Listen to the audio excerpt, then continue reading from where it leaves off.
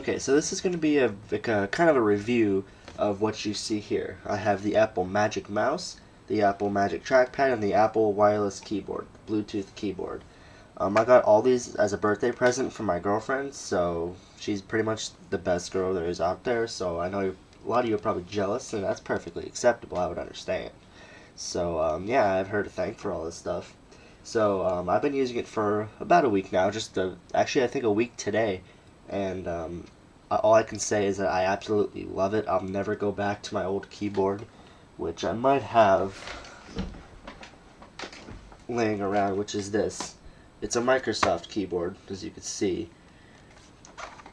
But you compare the size, you compare, just everything to it, and I'm going to go ahead and give you some pros and some cons as to why we're really just for all this stuff here.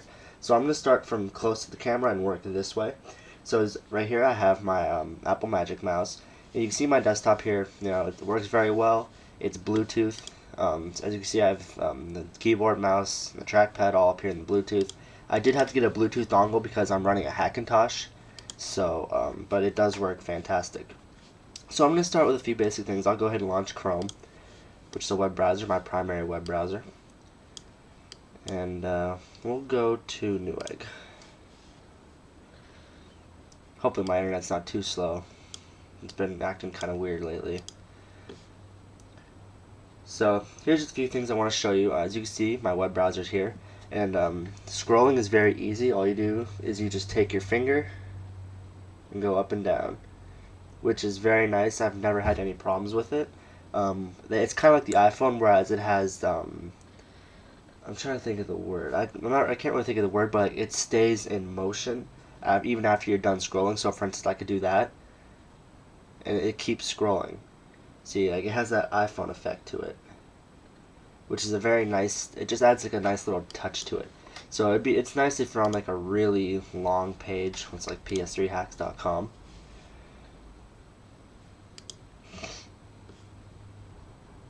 Okay. Here we go. Okay. So the page is pretty long, as you can see. It goes down this whole ways here. So if I were to just do this, you can see how it keeps going. I'm over a little flash thing there. Okay, so you go ahead. So it has that nice effect to it, like the iPhone does. So that's a very nice touch. Now, what if I want to go back? You take your two fingers and you swipe to the left, or you could, if you want to go forward again, you could take two fingers and swipe to the right, and I'll demonstrate that now. So the way I do it, I usually hold the mouse like this and have these two fingers available. So you just go back, swipe left, forward, swipe right. There. Took a second, but it did go. So I'll demonstrate that again. Back, forward. Works very well, especially if you have a Finder window open. Say I have yeah, I'll just go here. I'll go to Pictures. Actually, I'll go to Backup Pictures. So then if I want to look at my brother's baby he just had, here's me holding it. Really blurry picture there. That's better. So but yeah, like once again, scrolling works. But if you're going through here and I clicked on, let's see, here instead of here, and you want to go back, it's easy as a swipe to the left. Want to go back in that folder, so swipe to the right. So as you can see, that does work very, very well. It's very nice to have in Finder. It saves a lot of time. It'll work through CoverFlow as well. I think you can just use one finger and you just scroll. So the mouse does work very well, even on a Hackintosh, like the Bluetooth dongle, it works perfectly. I really don't have much more to say about it. Ads coming through. But like I said, there's not much more you can really say about it, but it does work extremely well. It has a very slim profile, so like if I use my older mouse, which is this one, the Microsoft mouse, you could just see how much bigger it is. So if you hold this, it's really weird compared to this. But this does have a very comfortable positioning to it. Like, you can just keep your hand here. You can just do a few things like that. Some people say that it's really a carpal tunnel magnet. It's probably bad for your fingers and stuff, but really, I don't think you'll run into many issues unless you use it like all day, every day for everything. Which brings me to another point. I'm going to go ahead and launch a game here, and this is one con I have of the mouse, that it's basically impossible to play games with. So I'm going to go ahead and launch Minecraft here. We're just going to single player.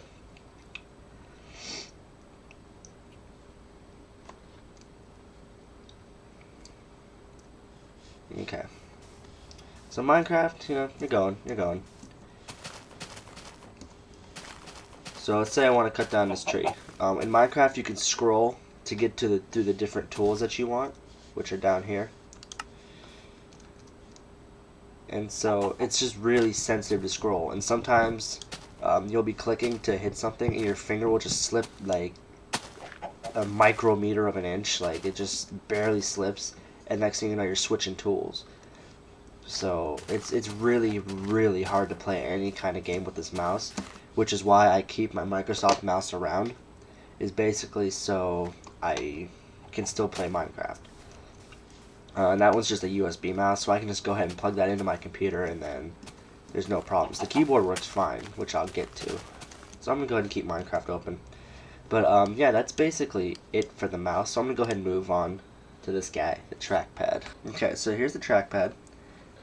It works just like the mouse, except it has all the different gestures to it. So I'm going to go ahead and go back to PS3 Hacks. We'll go to Newegg. It's just like the MacBook, 2-finger scroll. 1 finger you just pan around, 3 fingers you go back. 3 fingers you go forward. It really does work very well, minus my extremely slow internet. But yeah, PS3 Hacks, 2-finger scroll. It has that same feature from the Magic Mouse.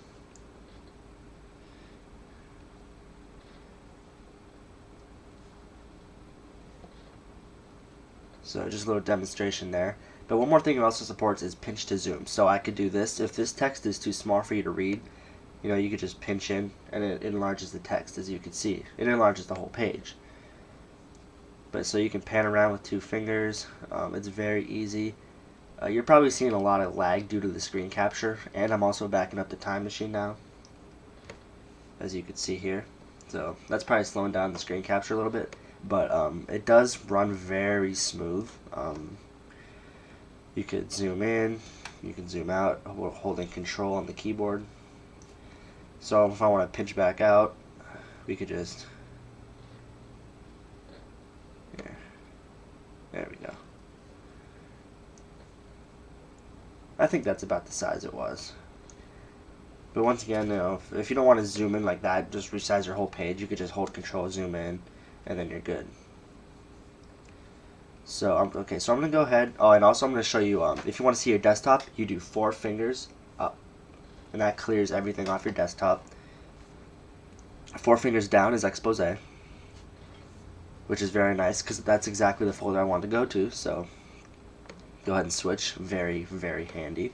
So I'll go to pictures, and we'll go to some dog pictures, and we'll go to spook, dressed up for Halloween. Okay. So now, if I want to zoom in on this picture, same pinch to zoom. Works very nice. Also, I can rotate it using that gesture. You just take 2 fingers, and you just try to hide my other fingers, but you just twist them. There we go. So this is very nice. You could be working in Photoshop. It's a lot easier to do some stuff in Photoshop. Pinch to zoom. And I could take something, copy that. It's just very cool. So that's the rotation. I won't save that. But yeah, the trackpad's very easy to use. If you want to select multiple items, all you do is just click and you drag. One thing to note is on the trackpad, this surface does not click. It's these little feet that click, as you can hear. So if you want to do a right click, really all you do is that, and then click one of these, and it will right click. But that's just something to keep in mind, that if you're on like a bed or something, like if I were to take this, my bed's back there, so I could just kind of be like chilling and watch stuff here. If I took this back, if I wanted to click on a bed, it doesn't work, or at least on my bed it doesn't work. So I'd have to like do like I had to click that. So that is something to keep in mind. It's not the surface like the MacBook that clicks. There's these little feet that click. So that might take a little while to get used to, but it's fine once you do get used to it. And there's boop. Okay, so once again, 3 fingers to go back through all your Finder, through any window. Okay, so the last thing I'm going to show you guys is the keyboard. Not much here to show you guys. Here, I'll move the trackpad. It has a very slim profile. I'm sure you've all seen this keyboard before. The Bluetooth one con is that it doesn't have that number pad, but it's not that big of a deal to me, so it's not a big deal. But as you can see here, it has all the standard Apple buttons. You have eject, you have all your volume buttons, you have dashboard, you have expose, all those different kinds of buttons. Let's see if I can get this. But it does work very well. I can type very fast on it. We'll open up a text edit document. This keyboard is nice to type on. I can type very fast with it. There's never really a problem with it. It does work from very far away. I think my Bluetooth receiver reaches up to like 33 feet, so I could like be standing outside and this thing would still work. Everything just really seems to work very nice with it. I love this keyboard, but even with a game like Minecraft, it does work very well.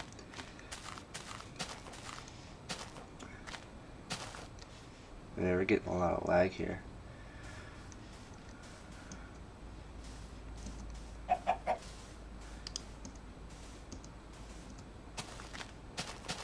What's up, cow?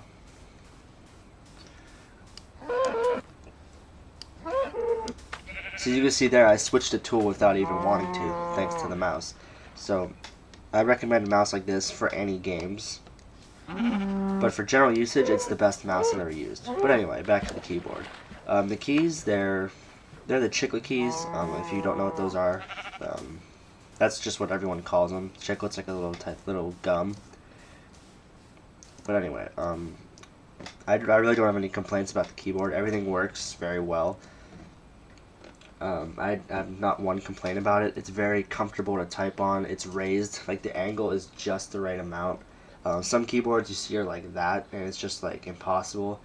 Some keyboards are flat, you know, but this it's a good angle. And my girlfriend has a MacBook that she takes to school, a MacBook Pro. So if I want to take this, all you do is you grab it and you go. It's that easy. And with Bluetooth, you just say connect to it, and it connects. So it's a fantastic product. It works right out of the box. Literally all you do is you hit the power button, you go to Bluetooth, and you hit connect, and you're done. Everything works. That's basically all I have for this video, so I'm just going to go ahead and set up everything like I had it. Right here, take a step back with the camera. So here's what it looks like on top of your desk. So that's basically it. If you guys have any questions, I'd like to hear them. I'm at CPUKid on Twitter. You can also send me a message, if you want any questions. Each of these items are about $70. You can probably find them cheaper online, such as like eBay, maybe a deal on Amazon or something. But they're definitely worth it. I think that it's made me more productive. I mean, I could do simple things faster, even if it's something like switching applications or just pretty much anything that would take a while longer with the features of this stuff here. It just saves little bits and bits of time, so it's really nice to have. I will never go back to my old keyboard as long as I'm running OS X, which I plan to for many years to come. So that's all I have for this video. Thanks for watching, and I hope it helped anyone on the fence of buying it. So see you in my next video.